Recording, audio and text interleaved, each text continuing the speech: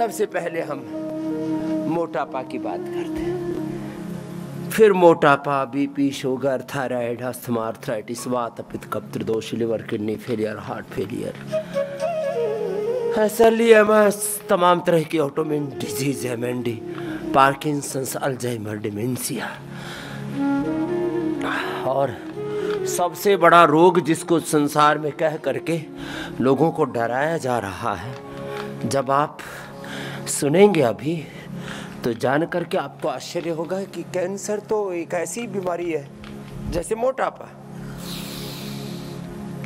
जैसे मोटापा का मुख्य कारण क्या है, तो सभी रोगों के मुख्य कारण कहे जाते हैं less physical activity, less oxygen supply, unhealthy lifestyle, stress is the main cause of all diseases.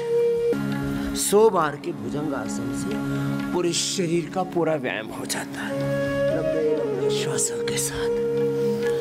Less physical activity, over eating, unhealthy lifestyle, stress is the main cause of all diseases. अब मैं इसको एक शब्द में सब बातों को कहूँ ना, अब देखो ऐसी ही है। अब 100 बार आपने यही कर लिया, थोड़े मजबूत हैं तो ये साधारण दंड लगा ले, और थोड़े मजबूत हैं तो ये हनुमान दंड लगा ले। एक बार तो पूरे शरीर से पसीना चूना चाहिए, बहना चाहिए, ऐसे ऐसे। 5 मिनट लगेंगे, केवल 5 मिनट में 200 बार भुजंगासन हो जाता, और 100 साल तक स्वस्थ जीवन की गारंटी। तो चलिए 5 मिनट में हम सब रोगों के मुख्य कारण, less physical activity, unhealthy lifestyle, unhealthy thoughts, unhealthy emotions, unhealthy action, unhealthy eating, कोई लाइफ में टाइम मैनेजमेंट नहीं है, सोने जागने खाने पीने का समय सुनिश्चित नहीं है। जीवन की एक नैसर्गिक प्रक्रिया है, जैसे वो बाधित होगी आपको रोग घेर लेंगे। इसलिए एक बहुत बड़ा तत्व है, प्रकृति और परमेश्वर के विधान का, निजाम का, उसके अनुशासन का कभी भी अतिक्रमण मत कीजिए। प्रकृति के साथ छेड़छाड़ करोगे, प्रकृति से विमुख होगे तो चारों ओर से विकृतियां घात लगाए बैठी, चारों ओर रोग रूपी शत्रु, विकार रूपी, काम, क्रोध, लोभ, मोह, अहंकार रूपी शत्रु, शारीरिक रोग, मोटापा, बीपी, शुगर, थायराइड, 99% बीमारियां, बैक्टीरियल, वायरल, फंगल, अलग अलग प्रकार के रोगाणु, जीवाणु जनित जो रोग हैं वो तो 1% की श्रेणी में आते हैं, और वो भी उनको होते हैं जिनकी इम्यूनिटी लो होती है। Low immunity is the main cause of all disease. Immunity low है तो ही कोई बैक्टीरिया, वायरस, फंगस आप पर अटैक करेगा। इम्यूनिटी लो है तो ही कोई रोग आप पर आक्रमण करेगा, किसी भी प्रकार का। सब रोगों का मुख्य कारण less physical activity, less oxygen supply, stress, unhealthy lifestyle. सब रोगों का मुख्य कारण योग विमुखता। में कह रहा था एक शब्द में, हम योग विमुख, वेद विमुख, गुरु भगवान से विमुख हो गए। प्रकृति परमेश्वर के विधान को तोड़ करके, मनमानी करके उच्छृंखलता में जीने लगे, उद्दंडता में जीने लगे, मनमानी करने लगे।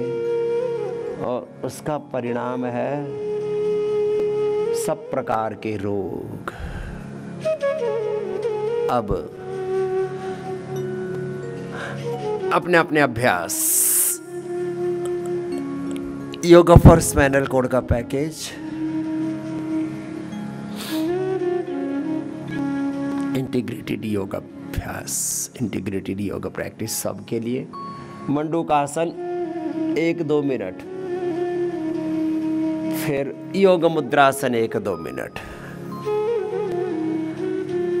फिर अर्धमत्स्येंद्रासन, वक्रासन, गोमुखासन 1-2 मिनट करके फिर धीरे धीरे 10-10 मिनट का भी अभ्यास हो जाएगा।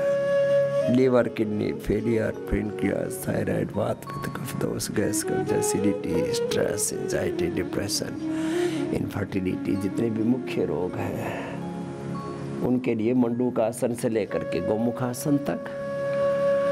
और ये पवन मुक्तासन, उत्तान पादासन, नौकासन, पादांगुष्ठ नासा स्पर्शासन, सर्वांगासन, हलासन, शीर्षासन से लेकर के 5-10 अभ्यास है। एक अनुष्ठान की तरह अपना अपना योगाभ्यास कर लेना। अब मैं एक्सप्लेन कर रहा हूं रोग क्यों होते, मोटापा क्यों हुआ, less physical activity, over eating, unhealthy lifestyle. तो जिस कारण से मोटापा हो रहा है, जिसकी हेल्दी लाइफस्टाइल है, ओवर ईटिंग नहीं है, लेस फिजिकल एक्टिविटी नहीं, प्रॉपर फिजिकल एक्टिविटी है। केवल व्यायाम नहीं, केवल आसन नहीं, केवल प्राणायाम नहीं, केवल ध्यान नहीं, व्यायाम में भी सर्वांगीण व्यायाम, आसन में भी सर्वांगीण आसन, प्राणायाम में भी सर्वांगीण समग्र अभ्यास, integrated yoga practice, integrated exercise, integrated breathing, integrated meditation, integrated spiritual practices, integrated meditation, मनसा वाचा कर्मणा, समग्रता से योगाभ्यास जब होता है। अब हमको मोटापा होके दिखाए ना, यदि ऐसे ही सबको मोटापा होता हो फिर तो रामदेव को भी 1-2 क्विंटल का हो जाना चाहिए। हमको मोटापा क्यों नहीं होता? बोल बाबा जी आप इतनी मेहनत करते हो, आपको मोटापा कैसे हो जाएगा? चलो अपना अभ्यास करो, मंडूकासन, योग मुद्रासन, जिनसे ये नहीं हो पा रहा प्राणायाम करो, भस्त्रिका करो, कपालभाति करो, अनुलोम विलोम करो, बैठे मत रहो। तो जैसे मुझे मोटापा नहीं होता, क्यों? मैं इतनी मेहनत करता हूँ, इतना पुरुषार्थ करता हूँ, उसमें भी पुरुषार्थ में भी समग्रता, integrated exercise, integrated yoga practice, integrated postures, integrated breathing, integrated meditation, integrated spiritual practices. तो मोटापा, अब देखो किसी को मोटा होना है तो क्या करे? व्यायाम छोड़ दे, उल्टा पुल्टा खाए, उल्टा पुल्टा जिए, तो पूरा मेटाबॉलिज्म गड़बड़ हो जाएगा, शरीर में मोटापा बढ़ेगा, इन्फ्लेमेशन बढ़ेगा, मोटापा के साथ फिर बीपी बढ़ेगा, शुगर बढ़ेगा, थायराइड की प्रॉब्लम बढ़ेगी, कोलेस्ट्रॉल बढ़ेगा, हार्ट अटैक होगा, कैंसर होगा, लिवर किडनी फेलियर होंगे, पूरा शरीर ही जर्जरित हो जाएगा, वात पित्त कफ त्रिदोष बढ़ेंगे। अब लो, जैसे मोटापा का मुख्य कारण मेटाबॉलिज्म का, वात पित्त कफ त्रिदोष का, एनाबॉलिज्म, कैटाबॉलिज्म, मेटाबॉलिज्म का गड़बड़ होना है। मोटापा का फिर एक कारण जेनेटिक भी होता है, उसको भी ठीक करते हो आप, अपने जीन्स का एक्सप्रेशन ठीक कर लो। म्यूटेशन की तरफ जीन्स कब जाएंगे? जब आप योग नहीं करेंगे। तो थायराइड के कारण से मोटापा हो गया, दवाइयों के कारण से, सिंथेटिक दवाएं खाई, स्टेरॉइड खाई, उससे मोटापा हो गया, हार्मोनल इम्बैलेंस के कारण से मोटापा हो गया। जिस कारण से मोटापा हो रहा है उसका निवारण कर लो। सामान्य कारण है मेहनत कम करना और खूब खाना खाना, राशन पर ध्यान ज़्यादा है, आसन पर कम है। भोजन पर ध्यान ज़्यादा है, भजन पर कम है। मामला गड़बड़ है। सारी दुनिया 8-10 बीमारियां जिनसे कि भाई ये हो गया तो मर ही जाएंगे। कैंसर, कैंसर सेल क्या है? शरीर की कोशिका को ही, जो शरीर में 37 ट्रिलियन सेल्स हैं, इनके का एक जीवन चक्र, एक काल चक्र, एक ऊर्जा चक्र है। इनका एक सेल डेथ प्रोग्राम है, वो बाधित हो गया तो एपोप्टोसिस गड़बड़ हो गया तो फिर शरीर के pre cancer cells post cancer cells में तब्दील हो जाते हैं। सभी रोग सबके शरीर में है। Each and every disease is present in every body. सब रोग सबके शरीर में है।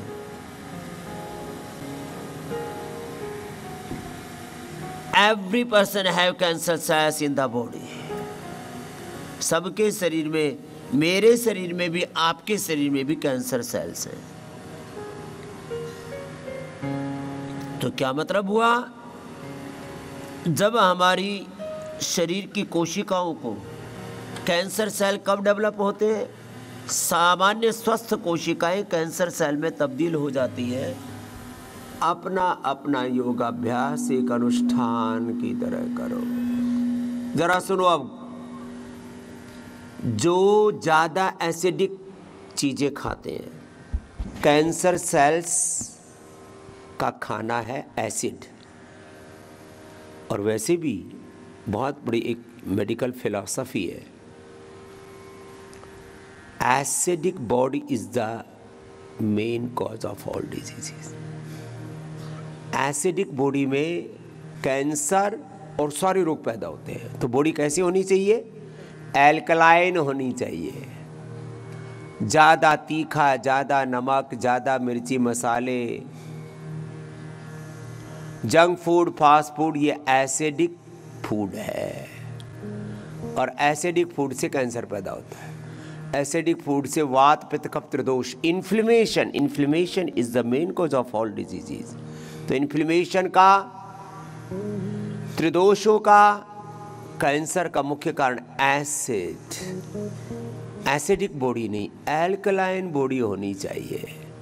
बहुत ज़्यादा जो उल्टा पुल्टा खाते हैं, उल्टा पुल्टा सोचते हैं, जिनकी जीवन में बहुत आक्रोश है, क्रोध है, प्रतिक्रिया है। देखो, बात बात में रिएक्शन, बात बात में एंगर, गुस्सा, बात बात में नेगेटिविटी, बिना ही बात के स्ट्रेस, एंजाइटी, डिप्रेशन, ये आपके भीतर एसिड को जन्म देता है।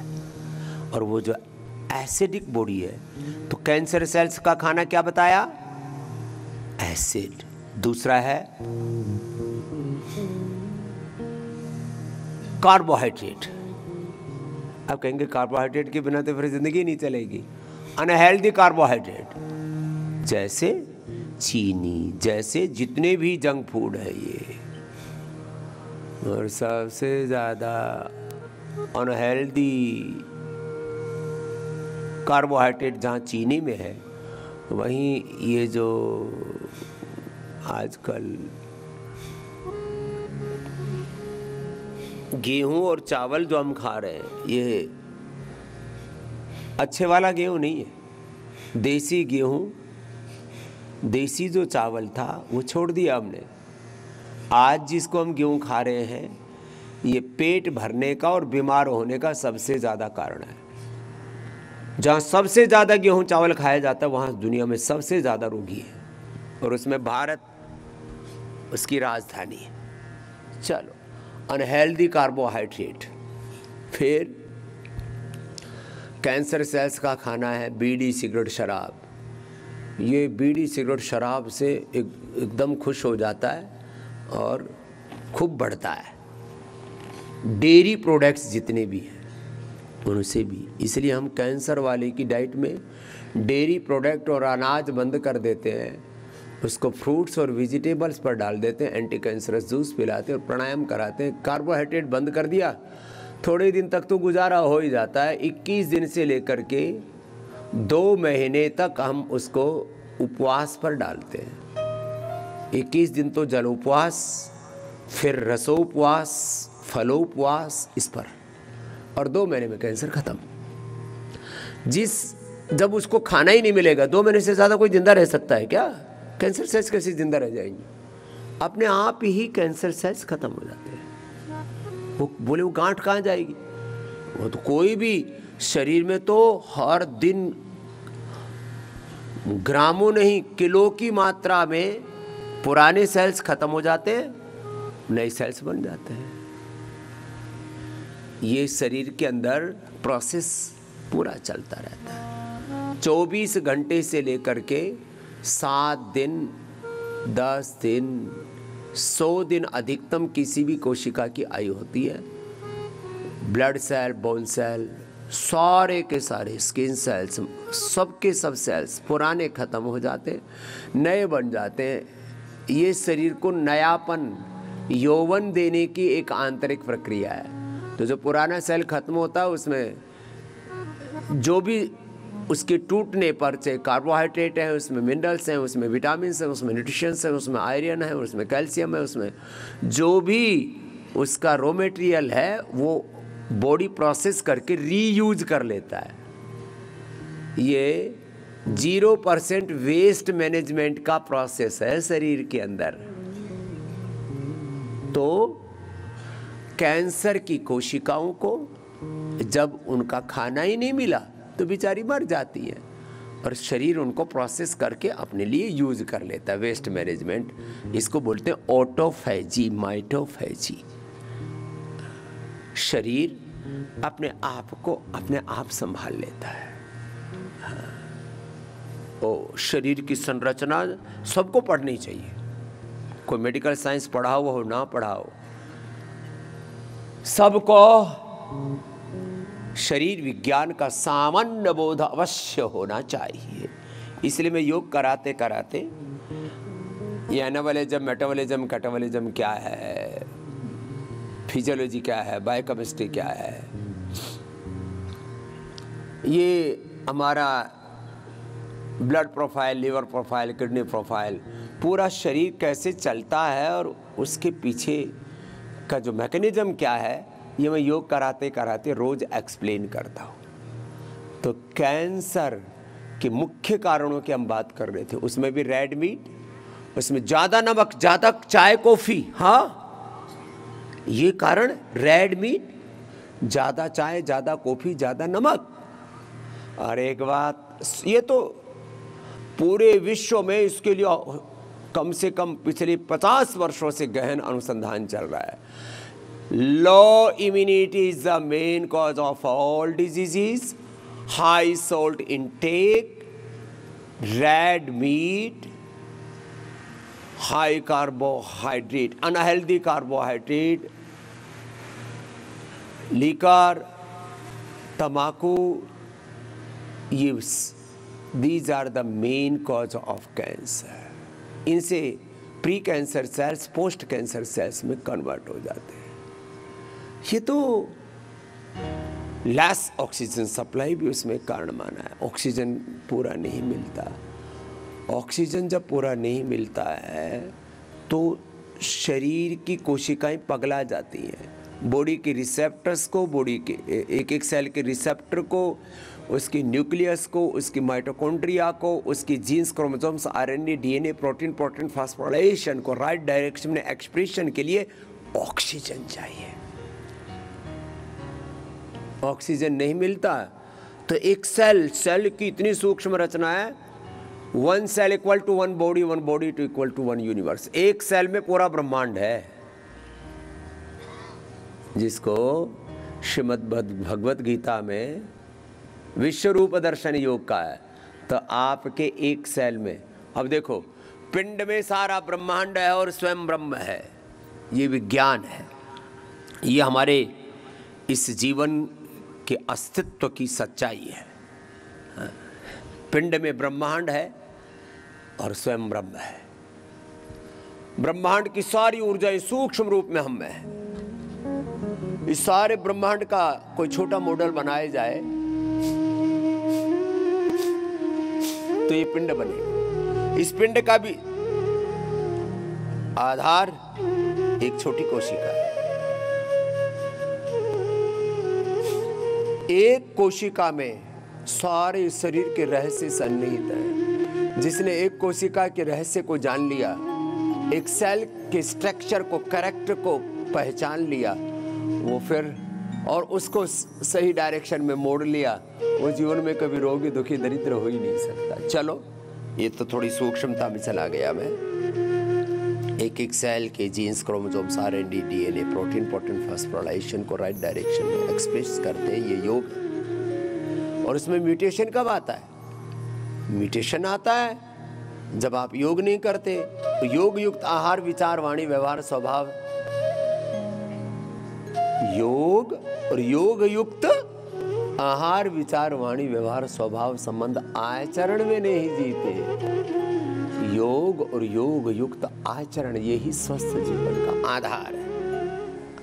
ऐसे हर दिन एक जीवन का अनुशासन बना लो। सुबह सुबह योग करना है, बस एक बात से फिर बाकी बात सारी सध जाएगी।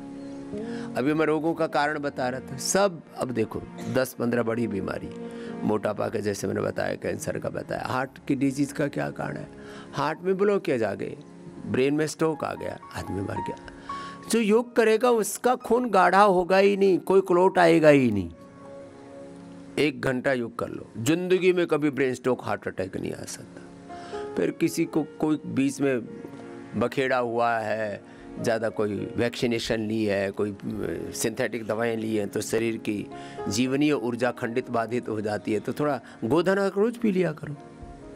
जो गोधन अर्क पिएगा जिंदगी में कभी उसको हार्ट अटैक, ब्रेन स्ट्रोक नहीं आएगा, कभी उसका कोलेस्ट्रॉल नहीं बढ़ेगा, उसको कोई ब्लड थिनर नहीं लेना पड़ेगा, कभी उसको कैंसर नहीं होगा, लीवर किडनी फेलियर नहीं होगा, शरीर में टॉक्सिन्स, इन्फ्लेमेशन जमा ही नहीं होंगे। गोधन अर्क पी लिया करो 1 चम्मच। इसमें क्या जाता है?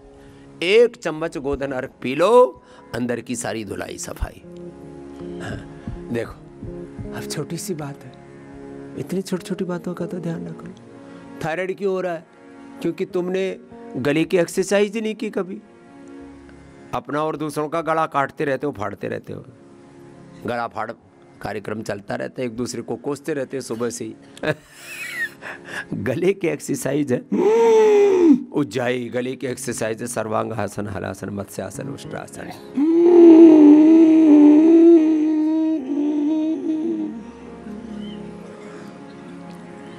और फिर थोड़ी देर रोक के ऐसे छोड़ते हैं। गले की एक्सरसाइज है, करो जरा एक बार, 5 बार से लेके 5 मिनट ये करवा देते हैं। फिर ये कपाल भाती के साथ ये गले का पॉइंट दबा देते हैं, हाथों में, पैरों में। थायराइड धनिया के पानी के साथ देते हैं। थायराइड ठीक, कहाँ जिंदगी भर दवाई लेने की जरूरत है? पागलपन में दवाई खाए जा रहे हैं थायराइड की, बीपी की दवा खा रहे हैं। अरे बीपी तो मन के सहज होने से एक क्षण में नॉर्मल हो जाता है। मन में उथल पुथल है, उधेड़ बुन आपा धापी, खींचा ताण, मार धाड़ मची हुई है, और कहता है बीपी ठीक नहीं है। अरे बीपी कैसे ठीक होगा? हर समय पगलाया हुआ है, बोराया हुआ है। हमारा बीपी तो कई बार इतना नीचे चला जाता है, जब ध्यान करते हैं तो हमारा नीचे आ जाता है 60, ऊपर का आ जाता है 80-90। ऐसे हमारा नॉर्मल ही रहता है 110 और 70। अभी चेक कर लो, अभी भी इतना ही मिलेगा। हमारे हार्ट की पल्स रेट रहती है 60, बढ़ती ही नहीं और या रुकती ही नहीं, बढ़ी जा रही है। बोले बाबा जी पल्पिटेशन बहुत आई है, बाबा जी मर जाएंगे। अरे क्यों मर जाएगा? थोड़ा शांत हो जा बाबू। देखो पगला रहा है, उबला रहा है। क्या करे बाबा जी, बड़े परेशान है, घर में बड़ी जिम्मेदारी है। मैंने कहा हमको गैर जिम्मेदार है, तू जिम्मेदार है। तू 2-4 कच्चे बच्चे पालता है तो तू ऊपर नीचे हो रहा है। यहाँ देख, लाखों का जीवन चल रहा है, लाखों को रोजगार मिल रहा है, लाखों को स्वास्थ्य मिल रहा है, लाखों का उपचार हो रहा है, उपकार हो रहा है, उद्धार हो रहा है, और कोई चिंता नहीं। जीना सीखो, उथल पुथल नहीं, काम पूरा करो। योग करते करते मेरे कई रूप देखते हो तुम। कभी मैं बहुत जोश से, जुनून से बोलता हूँ, उत्साह से भरता हूँ तुम्हें, फिर तुम्हें शांत कर देता हूँ। बोले बाबा जी ऐसा जीना आ जाए तो फिर बीपी कहाँ? मैं तो लोगों को एक नजर उन पर डालता हूँ और बीपी नॉर्मल हो जाता है, स्ट्रेस भाग जाता है, डिप्रेशन भाग जाता है। हाँ? बोले बाबा जी आपको तो देखते ही मेरा डिप्रेशन चला गया। अब बच्चे आते हैं, छोटे छोटे बच्चे, बोलो बाबा जी 10वीं 12वीं में बच्चा पढ़ रहा है, कंपटीशन की तैयारी कर रहा है, इसको ओसीडी हो गई। अरे मैंने कहा बच्चे तू तो ईश्वर की संतान है, तू रामकृष्ण का वंशधर है, तू शिव का उपासक है, शिवो हम आत्मा हम। हाँ बोले बाबा जी मैं वही हूँ। मैंने कहा तू वही है? बोले मैं तो अपने आप को ऐसे ही तेलूराम घासूराम पासूराम माने बैठा था। अरे धासूराम कहाँ पगलाया हुआ है, मास्टर है। देखो हम खेत में हल भी चलाते हैं, हम योग आयुर्वेद और सनातन धर्म का इतना बड़ा आंदोलन भी चला रहे हैं। ये तो हम फकीर हैं, हमको वजीर बनने की इच्छा नहीं, लेकिन ये सब कुछ करते हुए एकदम निश्चिंत रहते हैं, कोई चिंता नहीं। अपना काम पूरा करेंगे पूर्ण ज्ञान से, पूर्ण भक्ति से, पूर्ण पुरुषार्थ से। बाकी सब संभालने वाला तो एक परमेश्वर है। अरे जीवन उसने दिया, सांसें वो दे रहा है, तो क्यों पगलाया हुआ है? अपना काम पूरा कर, बाकी सब प्रभु। बीपी ठीक, फिर मुक्तावटी ले लो थोड़ा। बीपी कोई बीमारी नहीं, ये शुगर, ये तो पेनक्रियाज में थोड़ी उथल पुथल हो गई प्राणायाम से, फिर जो हमारे शरीर के सेल्स उनके रिसेप्टर्स में थोड़ा गड़बड़ी आ गई, ठीक हो जाए। स्ट्रेस ठीक हो, शुगर ठीक कर देते हम, इंसुलिन बंद, दवा बंद। लो वात पित्त कफ त्रिदोष, सब बीमारियों का, जिस कारण से बीमारी होती है उसका निवारण कर देते हैं। दुनिया ऐसे ही पगलाई हुई है, घर से ऑफिस, ऑफिस से घर, फैक्ट्री, बस इसी में ही। कैदी में और तुम में कोई फर्क नहीं है। जो जेल में रहते हैं ना लोग, बस उनके लिए थोड़ी कोठरी छोटी होती है, तुम्हारी कोठरी थोड़ी सी बड़ी है। तुमने सबने अपने आप को बंदिशों में बांधा हुआ है, कोई बंदिश नहीं। पूर्ण आजादी के साथ, पूर्ण स्वाधीनता के साथ, उच्छृंखलता उद्दंडता के साथ नहीं, हम पूर्ण आजाद हैं। तुम आजाद कहाँ हो? तुम तो गुलाम हो। किसके? कोई औरत का गुलाम, कोई मर्द की गुलाम। हाँ आपस में एक दूसरे की गुलामी है, और वो भी किसके गुलाम?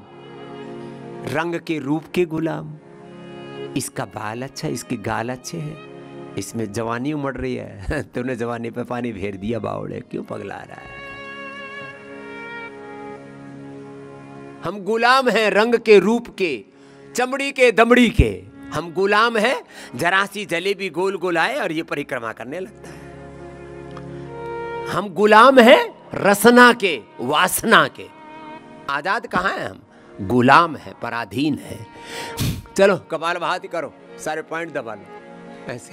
ये आँख का, ये कान का, ये हार्ट का, ये पेनक्रियाज का, ये किडनी का, ये थायराइड का, ये पेट का, ये बवासीर का, ये कमर का, सब पॉइंट। हम गुलाम हैं छोटी छोटी खाने पीने की चीजों के। खाना हमको, हम खाने को नहीं खाते, खाना हमको खा रहा है, नमक हमको खा रहा है। वक्त को हम नहीं काट रही, वक्त हमको काट रहा है। भोगा न भुगता वयमेव भुगता, तपो न तप्तम वयमेव तप्ता, कालो न यातो वयमेव याता, तृष्णा न जीर्णा वयमेव जीर्णा। यह हालात है हमारी। अरे काम करो, अपना मस्त रहो ना, और जितना जो खाना उतना ही खाना।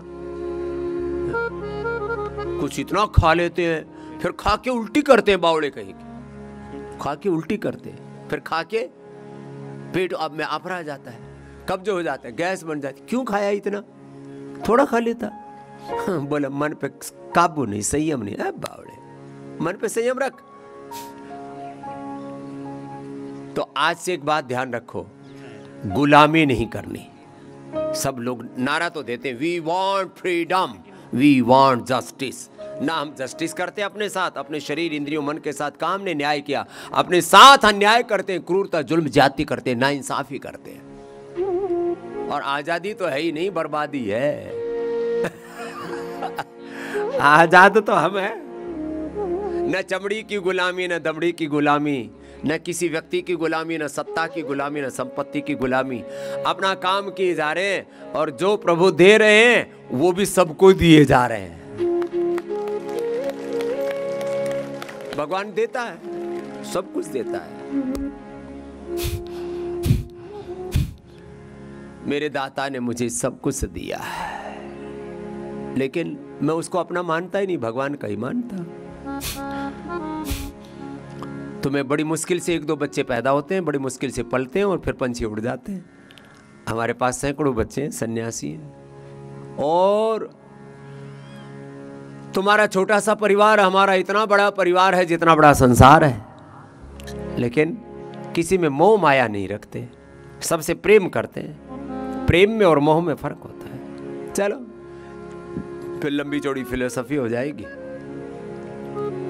लेकिन ऐसे तुमको उभार रहे हैं। मैं तो कहता हूं सारा संसार जिस दिन योग की, आयुर्वेद की शरण में आ जाएगा, अपने बड़े बुजुर्गों की, पुरखों की बात मानने लग जाएगा। इतनी बड़ी विरासत अपने पूर्वजों की, उन्होंने कितना बड़ा ज्ञान अपने को दिया है, कोई बीमारी रह ही नहीं सकती। ये बीमारियां तो कुछ भी नहीं है, लीवर की, किडनी की कोई बीमारी है। थोड़े थोड़े संशोधन कर लो जिंदगी में, खाने पीने में थोड़ी औषधि ले लो, fatty liver, liver cirrhosis, liver failure, kidney failure, pancreas का फेलियर, आंतों की कमजोरी, ये वो सब पूरे शरीर में जर्जरित हो गया और रखा है। औषधि देते हैं, सोना चांदी हीरे मोती की भस्में देते हैं, इतनी जड़ी बूटियाँ वनस्पतियाँ खिलाते पिलाते हैं, इतना सुबह से शाम तक सब थेरापी करते हैं और सबको उभार रहे हैं और सब उभरते जा रहे हैं।